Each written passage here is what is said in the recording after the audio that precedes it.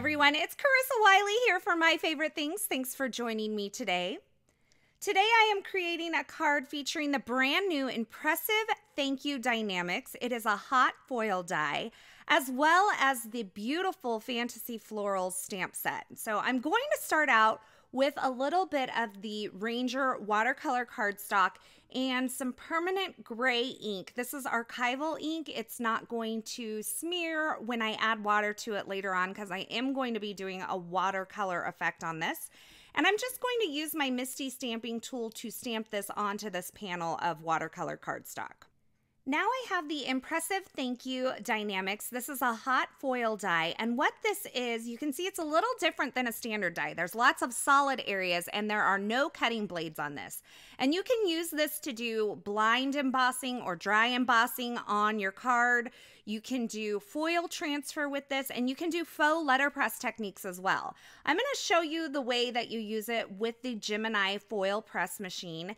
And I have my foil press brought in here, and I'm going to turn it on and allow it to heat up while I work on placement of the foil and the die onto my card front. So I'm just figuring out where I want this sentiment to land, kind of eyeballing it, and then I'm going to hold my foil in place with a little bit of delicate surface painter's tape, and I am going to place this Die-namics with that kind of, it's not a blade, but the plate side down. So this is the back side of this, and it's going to eventually heat up and press that foil down into my watercolor cardstock. Now I know my foil press is ready because the light has turned green, and I'm going to set my timer to 12 seconds.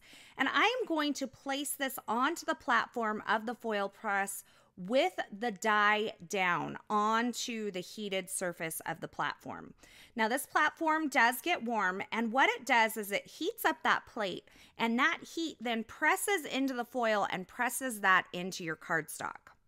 So once my timer has counted down, I am going to remove the platform from the foil press, and I'm going to run it through my Gemini Junior die cutting machine. And you can see I have that foil transferred onto my cardstock, and it has a little bit of a debossed effect, which is really, really cool.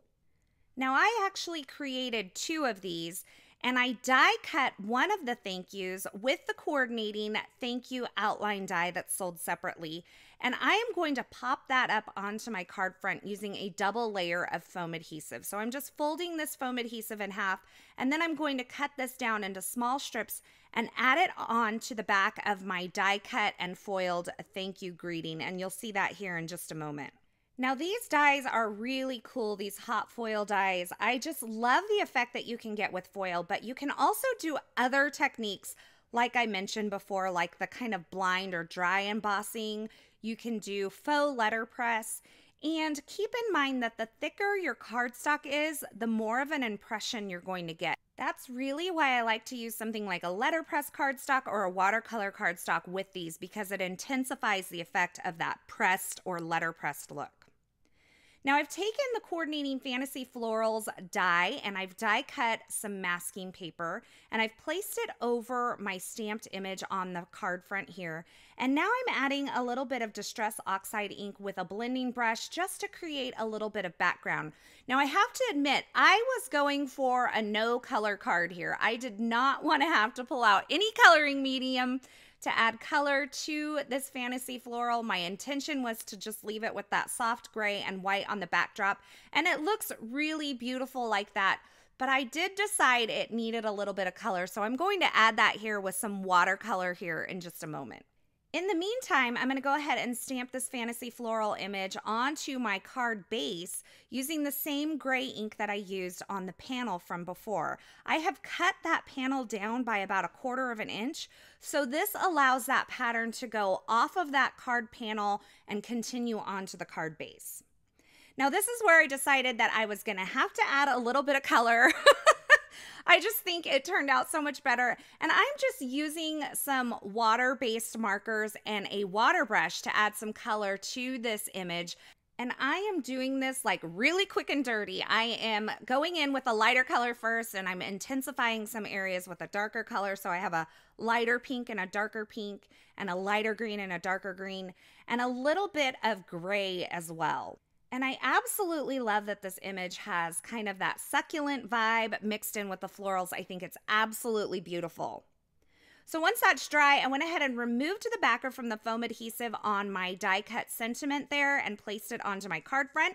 And then I'm going to place my card front onto my card base using a layer of craft foam here, and I'll just press that down. And you can see how beautifully this card is coming together. I'm going to add just a couple finishing touches. I'm going to add a little bit of gold twine at the top with a little bit of a bow there. I'm going to add some tonic aqua shimmer pin to a few of the florals, just a few. I'm not going over this entire image. And then I'm going to add some sequins sprinkled about here and there. And I'm just using a little bit of liquid glue to adhere those onto my card front. And that completes my card today, featuring the brand new impressive Thank You Die-namics hot foil die from My Favorite Things, as well as the Fantasy Florals stamp and die set. And I absolutely love these hot foil dies. They are so much fun to work with.